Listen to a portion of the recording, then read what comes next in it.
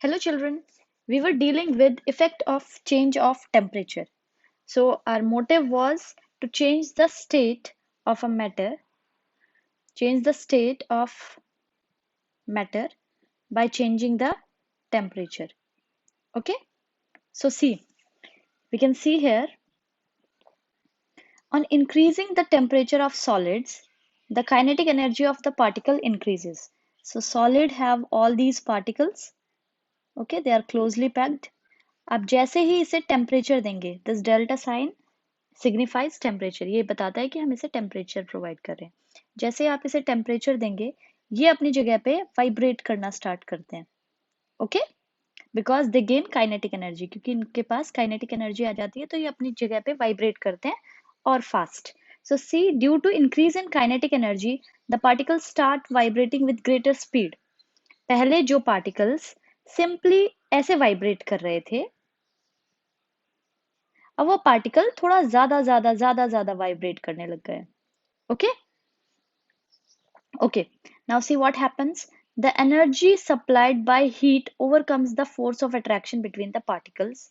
जो इन पार्टिकल्स के बीच में फोर्स ऑफ अट्रैक्शन थी, अब वो force of attraction, kinetic energy जो है इसकी बहुत ज्यादा हो गई है ड्यू टू दिस टेम्परेचर, और ये फोर्स ऑफ अट्रैक्शन अब वीक हो गई है क्योंकि ये एक दूसरे से ज्यादा, एक पार्टिकल यहाँ है एक पार्टिकल यहाँ है, अगर ये बहुत तेज से वाइब्रेट करने लगते हैं तो इनके बीच में जो फोर्स है वो डिक्रीज होने लग जाती है।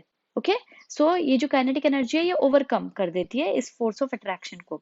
The particle leave their fixed position and starts moving more freely. जो पार्टिकल पहले बिल्कुल थोड़ी अपनी जगह पे ही मूव कर पा रहा था, अब वो थोड़ा दूर दूर तक मूव कर पाएगा, मोर फ्रीली वो मूव कर पाएगा। A stage is reached when the solid melts and is converted into liquid.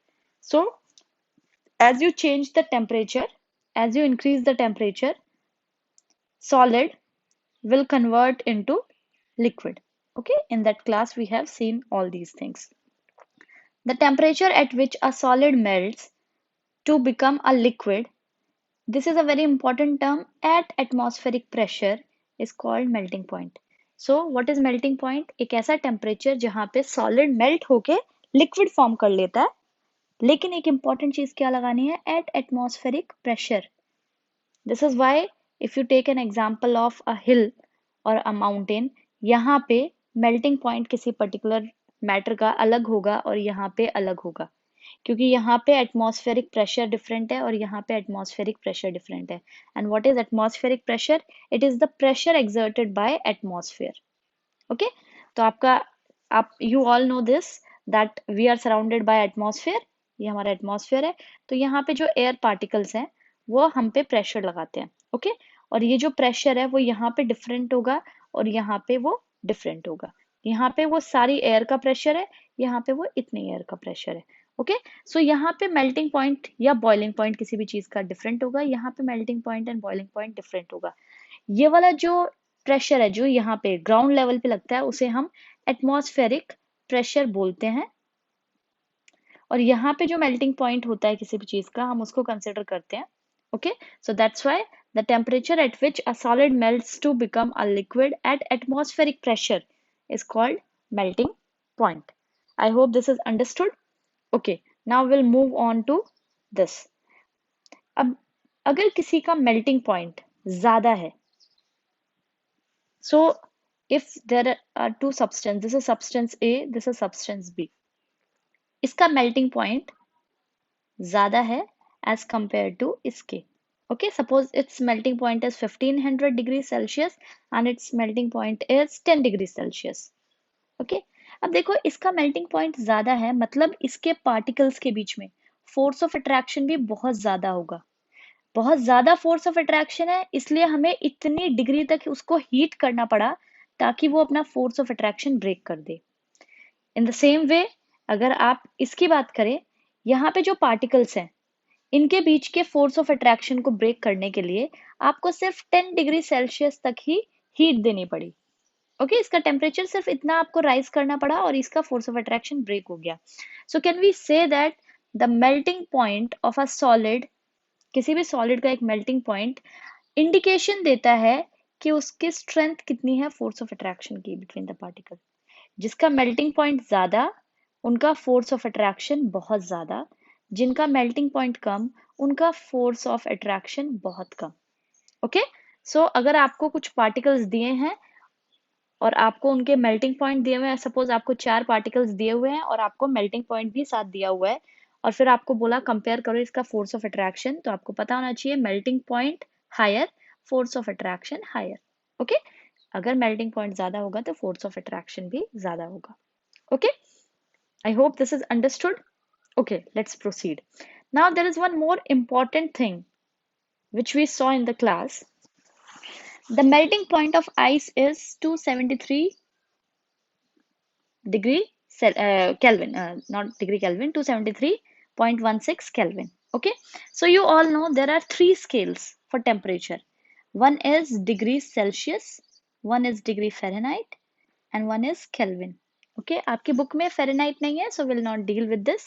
Degree Celsius and Kelvin, you know how to convert it. If you will add 273, अगर आप इसमें 273 degree Celsius के temperature में 273 add कर देते हैं तो आपको केल्विन में टेम्परेचर मिल जाएगा। अगर आप केल्विन के टेम्परेचर में 273 सब्ट्रैक्ट कर देते हैं तो आपको डिग्री सेल्सियस में टेम्परेचर मिल जाएगा। I hope you all know this. Okay, now what's happening, अब हम देखेंगे कि एक्चुअल में क्या हो रहा है। जो आपकी आइस है उसका जो आपका मेल्टिंग पॉइंट है that is 0 degree Celsius. I hope you all can convert it into kelvin. जल्दी से 0 डिग्री सेल्सियस को केल्विन में आप कन्वर्ट करेंगे। आप पॉज करें वीडियो को और जल्दी कन्वर्ट करके मुझे बताएं केल्विन में कितना होगा। Okay, so see your answer should be 273 kelvin, है ना। आपने डिग्री सेल्सियस के टेम्परेचर पे 273 ऐड किया और आपको ये मिल गया होगा। ठीक है, ओके, अब हमें ये टेम्परेचर मिल गया। अब हम लोगों ने क्या देखा, फर्स्ट ऑफ ऑल जो first will see what is fusion. The process of melting, that is change of solid state into liquid is called fusion. Simple है, melting की जगह आप fusion भी यूज कर सकते हैं। Okay, fusion is equals to melting। ठीक है, तो nothing new in this. Okay, I hope you all can understand कि fusion melting एक ही चीज है। अब क्या हुआ, when we were heating a liquid, हम लोगों ने क्या किया था, एक एक्सपेरिमेंट में हमने आइस ली थी, हम उसका टेम्परेचर चेक कर रहे थे और नीचे से हीट कर रहे थे। हम जब उसको हीट कर रहे थे तो हमने देखा कि वो इनिशियली सपोज -50 डिग्री सेल्सियस पे थी।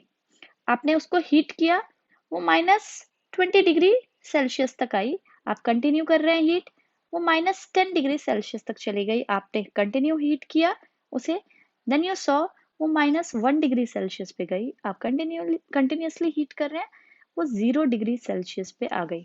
जैसे ही वो 0 डिग्री सेल्सियस पे आएगी वो मेल्ट करना स्टार्ट करेगी, आपकी आइस मेल्ट करना स्टार्ट करेगी। अब जो आपकी आइस थी जो पहले क्यूब के फॉर्म में थी, अब वो मेल्ट करके थोड़ा सा वाटरिश और थोड़ा सा क्यूबिक फॉर्म, ना थोड़ा क्यूब है और थोड़ा वाटर, ये हुआ। ठीक है, आपने देखा यहाँ पे भी टेम्परेचर उसका 0 डिग्री सेल्सियस ही है। आपने उसको कंटिन्यू किया हीट, हम हीट कंटिन्यूसली कर रहे हैं। Okay, because we are seeing the effect of change of temperature. आपने देखा उसमें इतनी छोटी आइस बची है और इतना सारा वाटर हो गया है, बट स्टिल उसका टेम्परेचर 0 डिग्री सेल्सियस ही था। ओके, आप उसे कंटिन्यूसली हीट कर रहे हैं।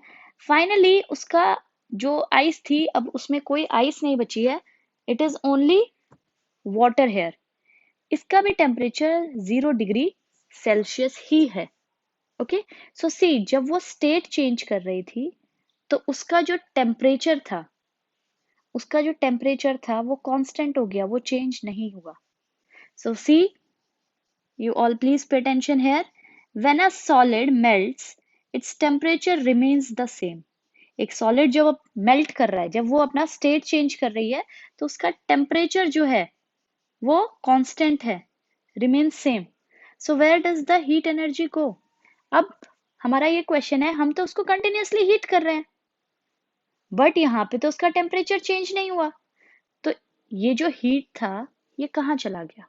Okay, this is our question कि ये जो हीटिंग हमने की, ये जो हीट एनर्जी हमने प्रोवाइड की, वो कहाँ गायब हो गई। Okay, so will see the answer to it. Okay, so just pay attention. We'll come back to it. Okay, don't you worry. So see what happened. आप जब हीट कर रहे थे, suppose this is your eyes, okay, आप initially heat कर रहे थे जब -50 टेम्परेचर था या -10 टेम्परेचर था, -1 डिग्री टेम्परेचर था और 0 डिग्री पे ये स्टेट था। यहाँ पे फोर्स ऑफ अट्रैक्शन बहुत हाई है पार्टिकल्स के बीच में। ओके, हीटिंग उस टाइम तक टेम्परेचर इंक्रीज कर रही थी। ठीक है, जैसे ही 0 डिग्री सेल्सियस पे आया, अब जो आपकी जो हीट एनर्जी है, अब जो आप हीट एनर्जी दे रहे हैं कंटिन्यूसली, वो अब इस बॉन्ड को ब्रेक करने में लग गई। अब वो टेम्परेचर इंक्रीज नहीं कर रही है, अब वो इसके फोर्स ऑफ अट्रैक्शन को ब्रेक कर रही है। ओके, हीट एनर्जी अब आपका टेम्परेचर इंक्रीज ना करके वो इसके फोर्स ऑफ अट्रैक्शन को ब्रेक करने लग गई है। ओके, सो हम ये कहते हैं कि इस टाइम पे जब चेंज हो रहा था, जब स्टेट चेंज हो रहा था, चेंज ऑफ स्टेट के ड्यूरेशन में आपकी जो एनर्जी है वो टेम्परेचर इंक्रीज ना करके जो उसका कंटेंट है, आइस का जो कंटेंट है, उसके जो पार्टिकल्स के बीच में फोर्स ऑफ अट्रैक्शन है, उसको ओवरकम करने के लिए चली गई है। तो हम इसके लिए एक वर्ड यूज करते हैं कि वो जो एनर्जी है वो हाइड हो गई है। ओके, वो एनर्जी छुप गई है। इसके लिए हम एक वर्ड यूज करते हैं, that is latent. Okay, that is latent.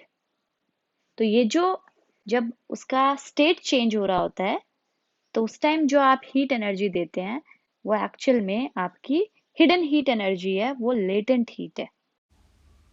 We will continue this in next module. Okay, have a great day.